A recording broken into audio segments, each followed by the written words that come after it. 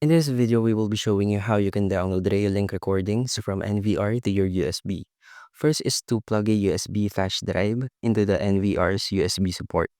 Right-click the live view on your monitor and select Menu or the Menu button, and navigate to Search and head to Backup, or just Backup if it's the only one available. Pick the specific camera channels and choose a video type, for example, R normal, or motion, and set the start time and end time for the recordings.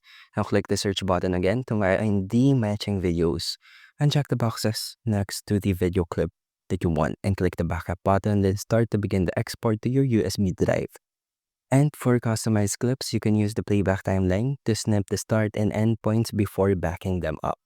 So just tips, the file format, failing NVRs usually export them to MP4, which are playable on most devices, or DAV formats, which may need a special player. So make sure that you are using the right file format. And that's how you can download Reolink recordings from NVR to USB, and thank you for listening.